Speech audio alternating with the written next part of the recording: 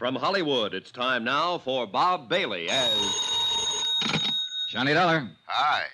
Pat Kelleher, Universal Adjustment Bureau. Good to hear your voice, Patsy. Thought you were transferred to Baltimore. That's where I am.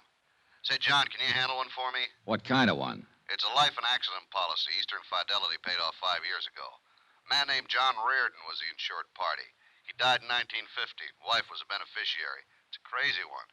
Well, go on. Eastern wants us to look into the matter QT.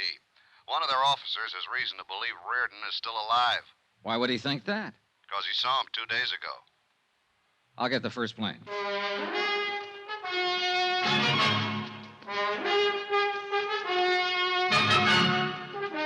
Tonight and every weekday night, Bob Bailey in the transcribed adventures of the man with the action-packed expense account, America's fabulous freelance insurance investigator. Yours truly, Johnny Dollar.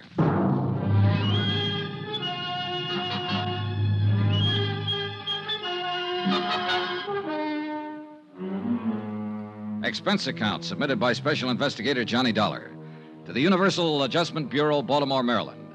The following is an accounting of expenditures during my investigation of the Chesapeake fraud matter.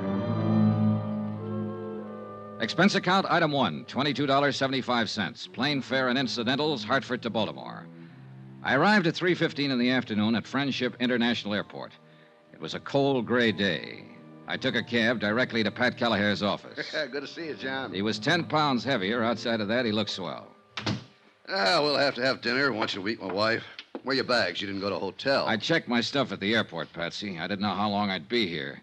Over the Alleghenies on the plane, I got to thinking about the number of alive but dead reports I've investigated at one time or another. They happen all the time, but they never pan out. Yeah, well, this one isn't like that, John. Sit down. Thanks. You know, when a man like Paul Coombs, chairman of the board for Eastern Fidelity, not to mention vice president of 2 oil companies and 1 construction company, when he romps in here and says somebody's still alive, it's supposed to be dead, we got to listen to him. Sure you do, Pat. It's your job. Your job now. Coombs claims he not only saw Reardon, but talked to him. I'll go into that later. Policy was issued in 1944. Mm-hmm. My wife's a beneficiary. Yeah. Elizabeth Jane Reardon, $10,000. 20, John. Double indemnity on the accident clause. Oh. Well, look, I'll look at this stuff later. Maybe you better tell me about that first. Okay. John Reardon was lost in a boat accident out on Chesapeake Bay. When? August 13th, 1950. There were 4 people in the party. They went out for the afternoon on a power cruiser, and the thing exploded in the middle of the bay. Oh, yeah, I may have read about it. Was there a man named Sharpston involved? Yeah. Sharpston owned the boat. He and his wife were aboard, and another man named Blaine. Did all of them go down? That's right. They recovered Mr. and Mrs. Sharpston's body and Blaine's. They never found John Reardon. What caused the explosion? No explainable reason. It was never determined. Oh, there's always a reason. Yeah, well, that probably blew up with the boat, too. As it happened, we conducted the investigation for Atlantic States Limited. They held the insurance on the Sharpstons and the boat. These are our findings in the matter. We found no reason for Atlantic not to honor the claim made by Sharpston's estate. Mm-hmm. How about the other man who was killed, Blaine? His case was adjusted by another company. So that leaves us John Reardon. Yeah. About a month after the accident, his wife filed claim for payment. Our investigation was ended by then. We notified the insurance commission of the circumstances of his death and requested a judgment. Routine. Did it go through all right? Yeah. The appellate court declared John Reardon legally dead after the required 3-year waiting period. Pretty standard when there's no body. Sure. Eastern honored the claim and paid Mrs. Reardon $20,000. So, that's about it.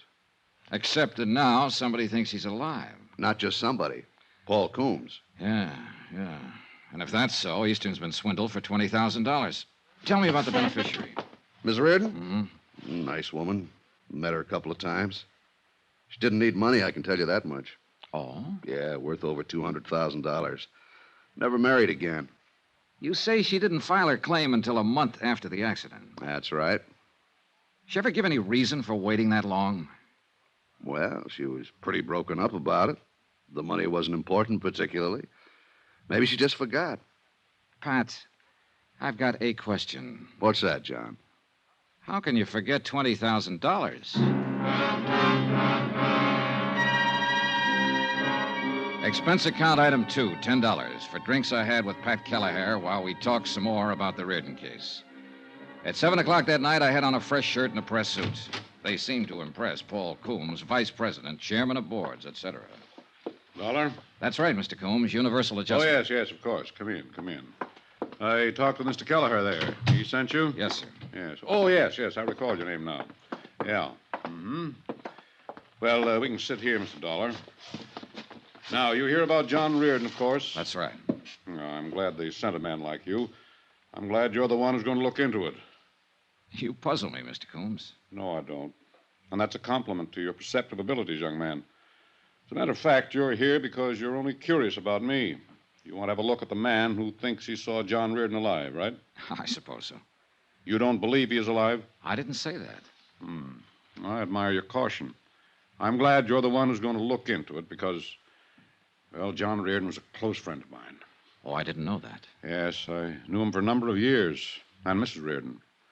He was a fine, sensitive man. I'm sure you'll know how to handle him when you meet him. You sound very certain that I will meet him, Mr. Coombs. There's no doubt in my mind about that. 3 nights ago at the Brown Palace Hotel in Denver, Colorado, I saw John Reardon. I walked up and spoke to him. I talked with him for 15 or 20 minutes. I know it was him. He didn't admit it. He denied it completely. He told me his name was Frank Bauer and that he had lived in Denver ever since the war. Frank Bauer? Yes. I was so certain it was John Reardon, I insisted. He laughed at me, seemed good-natured about it, even bought me a drink. I see. I asked him where he had lived before Denver. He said something about Toledo. I asked him if he'd gone to college there. He told me he'd gone to Ohio State. Told me he was an engineer, a mining engineer. Everything he told me seemed plausible and reasonable, except that all the time I knew he was lying. I knew his name wasn't Frank Bowers. That was John Reardon. How did you leave it with him? Well, the whole thing unnerved me somewhat. I'm afraid I looked like rather a fool. I simply caught my limousine out to the airport and came back here to Baltimore. Did you get his address in Denver? No. Any of his business connections, anything like that? No. Was he alone when you met him? There was no one with him. At the bar, he even ordered his drink the way John always ordered it. You know, like this. Oh, yeah. Well, a lot of people make that signal for 2 fingers of bourbon. Wore clothes the same way, too. Have you spoken of this matter to anyone outside of Pat Kelleher? No. I thought it should be looked into before I called up Elizabeth. Elizabeth? Elizabeth Reardon, John's widow. Oh, yes. It'll do no good bothering her just now. I'm afraid she'll have to be bothered. Why? Can't you investigate the information I've given you without upsetting everyone? With this kind of information, somebody's bound to get upset. Look, don't put restrictions on me, Mr. Coombs, or we won't get anywhere. You say John Reardon was a close friend of yours. Yes. I presume his wife was, too. That's right.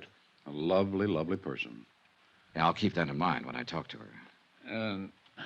Maybe you aren't the man for this. You can get somebody else, Mr. Coombs. No. It's just that I suddenly had a strange feeling about it all. Depressing. If John Reardon is alive, and you seem to be certain of it, then I understand your feeling. How's that?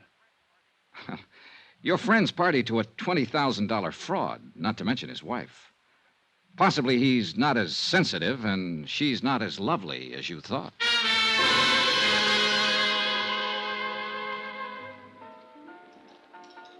I spent the rest of the evening with Pat Kelleher and his wife, hoping to see the bright lights and listen to some laughter.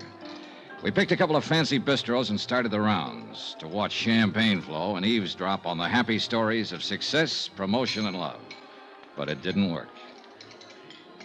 Like the place, John? It's swell. You're as low as a cricket's ankle. Well, today a man kept telling me a friend of his was alive who's supposed to be dead. He told me what a fine fella this friend is, or was. Yeah. 99 times out of 100, I tell him to go jump in the lake, but Paul Coombs comes under the title reliable witness in anybody's book. Give me a match. Here. How you fix for plans? Start somebody looking into Frank, whatever his name is, in Denver, who's supposed to be Reardon. I'll start with the beneficiary, Pat. Miss Reardon? Yeah. I'll march out and say, let me look at some pictures of your husband. What kind of a guy was he? Did you enjoy each other or try to kill each other? Did you ever, Why didn't Coombs look into it himself? Why didn't he go out to the widow and tell her about his meeting the guy in Denver? Because he came to us, John. Yeah, I know, Patsy. I'm sorry. But the prospect of going to somebody, anybody, with a flimsy story like that makes me sore. It might get her hopes up that her husband's alive. And that's a lousy thing to do. Reliable or not, Coombs is probably all wet. Probably. Sour racket. Sour racket. You being a parrot? Just being agreeable, John. If you want to be sad, I'll be sad with you. We both know situations like this are part of the trade. Oh, I should have been a... Oh, let's have another belt. Sure. Waiter. Well, John, maybe another way to handle Mrs. Reardon with that. That's her over there at the bar. Nice, isn't she? Hey, she is lovely. Nothing. She looks a little tight. Yeah, well, I hear she gets that way quite a bit these days. Say, John, you want me to introduce you like a friend? It might make it easier. No, I'll handle it myself. Who's with her? Beats me. He's looking for a phone booth. Pat. Yeah. I may be able to find out what I want and not let her know what it's about. You mean right now? I mean right now.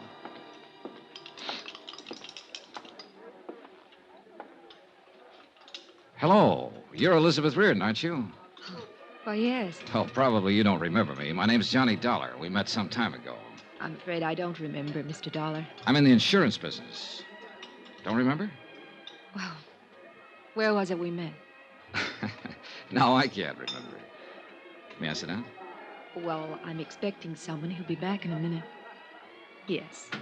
Would you care for a drink? I have this one, thank you. Oh. How's John these days? John? Your husband, Mrs. Reardon. His name is John, isn't it? My husband's been dead nearly 5 years. Oh, I'm sorry to hear that. I mean, it must be... Well, this is very awkward. That's all right. 5 years. I could have sworn it was just 3 years ago I met you and John. In Denver. It couldn't have been. We were never there. Oh, well, pardon me. I sit here making bad conversation with you, and it's very apparent you're distressed. Look, I'm very sorry I upset you. Is there anything I could do? No. No, Mr. Dollar, you didn't upset me. You look like a very nice person. How long are you going to be in Baltimore? A few more days. Perhaps you'll come out to the house for a drink before you go back. Say tomorrow. Oh, I'd like that, Mrs. Reardon. You can call me. I'm in the book. Mrs. John Reardon? Yes. I will. Again, I'm sorry that I brought Do up... me a favor, Mr. Dollar. When you come to my house for a drink, call me Elizabeth. And please, don't mention my husband's name. I'd appreciate it very much if I never heard it again.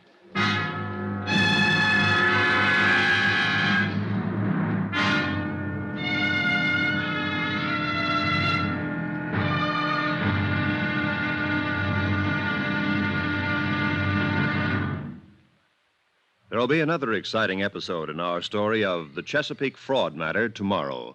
Tomorrow, a little talk to a widow who might not be a widow at all. And a strong feeling that a smile can sometimes be more dangerous than a gun. Join us, won't you? Yours truly, Johnny Dollar.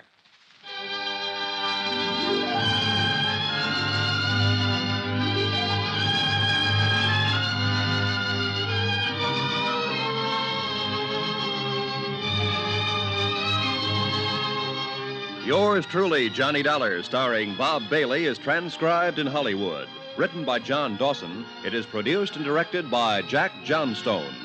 Be sure to join us tomorrow night, same time and station, for the next exciting episode of Yours truly, Johnny Dollar. Roy Rowan speaking.